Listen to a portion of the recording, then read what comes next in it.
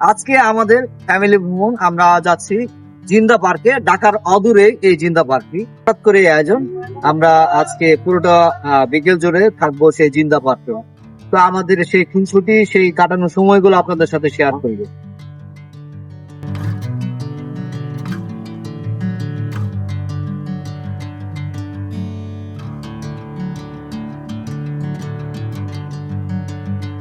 সবাইকে স্বাগতম। একটি পারিবারিক ভ্রমণ গল্প নিয়ে আজকে আপনাদের সামনে এসেছি। আমরা আজকে যাচ্ছি জিন্দা পার্ক। আমরা উত্তর মেট্রো স্টেশন থেকে যাত্রা শুরু করেছি পরিবার সমেত। আমাদের সাথে পরিবারের খুদে যত সদস্য রয়েছে সবাই আছে। রওনা শুরু করেছি। দিনের শুরুটা খুবই ভালো ছিল, কিন্তু পথিমধ্যে হঠাৎ করে বৈরী আবহাওয়া, খানিক বৃষ্টি আমাদেরকে কিঞ্চিত বিচলিত করে তুলেছে। ক্ষণিকের এক পশলা বৃষ্টি থেমে গেলেও আকাশ কিন্তু পুরোটাই মেঘলা।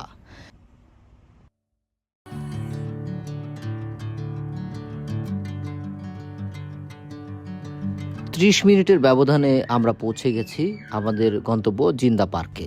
জিন্দা পার্কে প্রবেশের সাথে সাথে বৃষ্টি আমাদেরকে আবারও চেপে বসেছে। আমরা চলে এসেছি এই জিন্দা পার্কে। জিন্দা পার্কে যদিও আজকে আবহাওয়াটা খুবই খারাপ, আমাদের অনুকূলে নেই। আমরা 5 জন এসেছি, আমাদের ফ্যামিলি মেম্বার, কিন্তু আমাদের ছাতা অল্প, একটি ছাতা মাত্র। আমরা আজকে বৃষ্টি বিলাস করবো।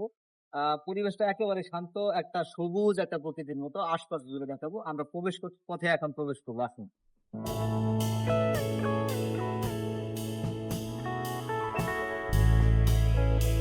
পার্কে প্রবেশের পূর্বে বৈরী আবহাওয়া আমাদের মনটা ভেঙে দিয়েছিল। ছায়া শীতল বৃক্ষ, সেই সাথে নান্দনিক কিছু স্থাপনা যোগ করেছে ভিন্ন মাত্রা। প্রবেশ পথেই বৃষ্টি স্নাত বৃক্ষরাজি এবং পাখির কলরব মনে একটু ভিন্ন রকম অনুভূতির সৃষ্টি করতে লাগলো। এই পার্কের প্রবেশ পথে নান্দনিক একটি মসজিদ রয়েছে, দেখুন। আল্লাহু আকবার, আল্লাহ একমাত্র উপাস্য, মোহাম্মদ আল্লাহর কর্তাবাহক। খুব সুন্দর এই বাণীটি প্রচার করা আছে। যারা নামাজি তারা এখানে অনায়াসে নামাজ পড়ে। প্রথমে ভেবেছিলাম আসলে এই পার্কে দেখার মতো কিছু নেই, কিন্তু আমার ধারণাটি পাল্টে গেল। এই পার্কটিকে উপভোগ করতে হলে আপনাকে অন্তত একদিনের সময় হাতে নিয়ে আসতে হবে। ঘন জঙ্গলে সাজানো আমরা প্রবেশ করব। এটা যদিও কৃত্রিম একটা বনাঞ্চল সাজানো আছে, চলুন আমরা প্রবেশ করি। তবে বিষয়টা হচ্ছে খুবই একটা আপনার পরিবেশ বান্ধব একটা ফিল পাবেন।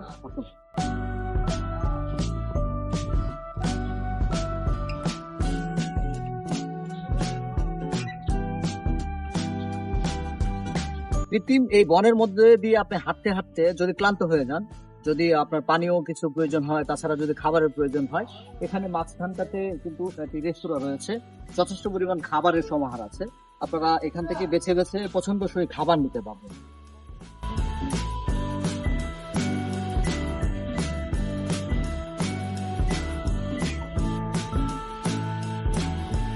এখানে কি কি খাবার পাওয়া যায় এবং খাবারের মূল্য তালিকা আমাদের ভিডিওতে আপনাদেরকে জানিয়ে দেব। আমরা এখনই খাবার গ্রহণ করব না, আগে পুরো পার্কটি দেখব।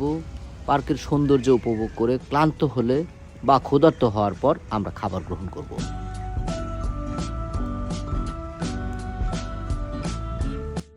যারা পাঠক আছে, বই পড়তে পছন্দ করে বা পড়াশোনা করতে পছন্দ করে, তাদের জন্য এখানে খুব সুন্দর পরিবেশে একটি অত্যাধুনিক একটি ইনফ্রাস্ট্রাকচার দিয়ে তৈরি করা আছে একটি আপনার গ্রন্থাগার। বিপুল পরিমাণ বইয়ের সংগ্রহ কিন্তু এখানে রয়েছে। পরিবেশটা খুবই সুন্দর। এই পাশটাতে ভিতরে আসলে আপাতত বন্ধ রয়েছে, আর সবার জন্য কিন্তু উন্মুক্ত নয়। এখানকার যারা সদস্য রয়েছে, নিয়মিত পাঠক যারা, তারাই এখানে নিয়মিত বই নিতে পারে বা বই পড়তে পারে।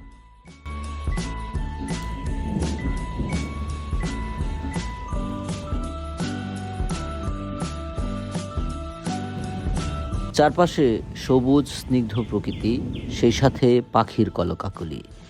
বইপ্রেমীদের জন্য এত সুন্দর উপযুক্ত স্থান বাংলাদেশের কোথাও রয়েছে কিনা আমার জানা নেই। এপাশটায় সুন্দর একটি ভাসমান কাঠের এবং বাঁশের সাঁকো তৈরি করা আছে। চলুন আমরা হেঁটে ওখানে কি যে দ্বীপ তৈরি করা হয়েছে, কৃত্রিম দ্বীপ, সেখানে যাব।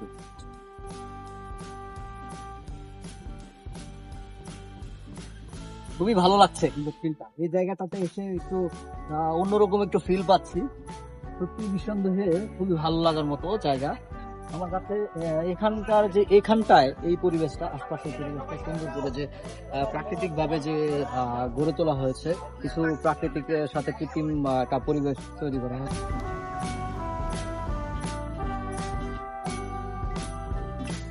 প্রাকৃতিক সবুজ ঘাসের গালিচায় মোড়ানো মাঠ, বাচ্চাদের জন্য খেলাধুলার উন্মুক্ত প্রান্তর, কৈশোর প্রাণ প্রকৃতি সব যেন নির্মোহ ভালোবাসায় জড়িয়ে রেখেছে এর প্রতিটি কোণায়।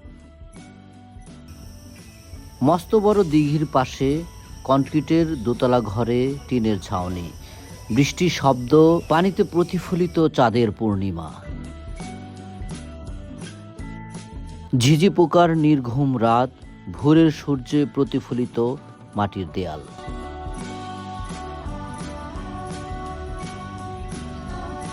অগভীর জলে হংস মিথুনের স্নান, চারণের খোঁজে ছোটে বেড়ানো ভেড়ার পাল, এ সব কিছু কল্পনায় কবিতার মতো মনে হলেও আসলে মোটেও কল্পনা নয়। চলার পথে মাঝে মাঝে এরকম গাছে আপনার ঘর পাবেন, আর্টিফিশিয়াল ঘর, মানে ট্রি হাউস যাকে বলা হয়, বসে সময় কাটানোর জন্য। আমি এখন এইটাতে উঠবো, একটা খোলা ঘরে। এটা খুব সম্ভবত হিজল গাছের উপর বসানো।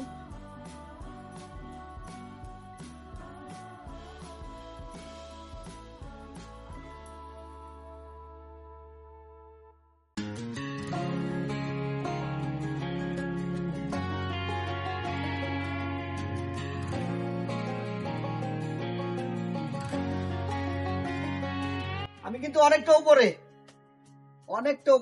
যদি একবার উপর থেকে নিচের দিকে লক্ষ্য করেন, দেখান, তাহলে কিন্তু বোঝা যাবে অনেকটা উপরে।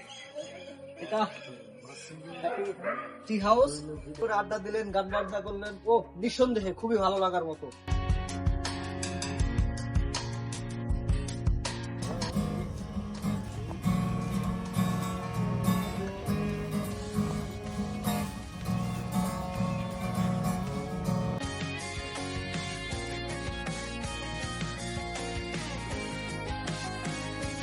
সত্যি এখানে প্রতিটি জায়গা উপভোগের এবং প্রতিটি সময় আনন্দের। এই জায়গাটি আরো অনেক সুন্দর। দেখুন জলের চারপাশে প্রচুর পরিমাণ বৃক্ষরাজি।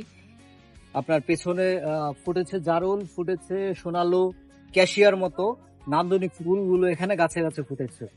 এই সিজনটা, এই বর্ষাকালে, এটার পরিবেশ এবং সৌন্দর্য আরো বেড়ে যায়।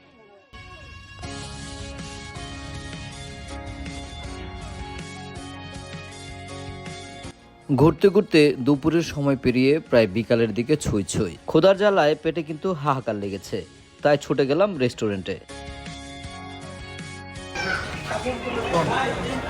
নিয়ে এসেছি আমরা বসে যাবো এখন খাবারে।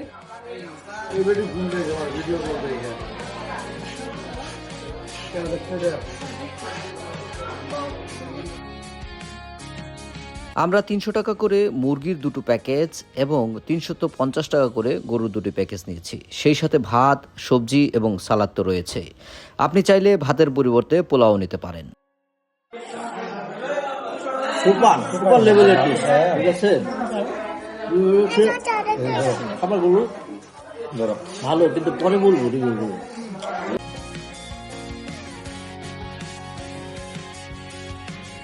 খাবার খেয়ে শরীরটা দুর্বল হয়ে গিয়েছিল। 1 কাপ রং চা সেই ক্লান্তিটা দূর করে দিল। আবারও ছুটে চললাম পার্কের বাকি অংশটা দেখে শেষ করার জন্য।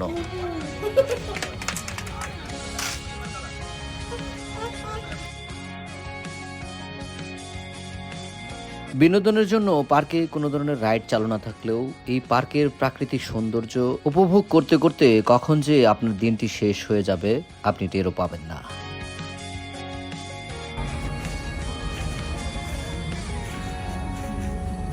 জলে ফুটেছে শাপলা, কোকিলের স্বর, পাখির কলরব, প্রকৃতির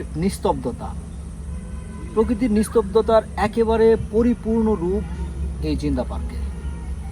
আমরা এই জিন্দা পার্ক ঘুরে আমাদের ভালোই লেগেছে। অবশ্যই যারা নির্জন স্থান পছন্দ করেন, প্রকৃতি পছন্দ করেন, প্রকৃতির সান্নিধ্যে যেতে চান, ঢাকার একেবারে নিকটবর্তী, রাজধানীর খুবই অনুকূলে এই জিন্দা পার্কেতে ঘুরে যাওয়ার দাওয়াত রইল। আমার কাছে ভালো লেগেছে, আপনাদের কাছেও ভালো লাগতে পারে। সবাইকে এখান থেকেই বিদায় জানাচ্ছি। আল্লাহ হাফেজ, ভালো থাকবেন সবাই।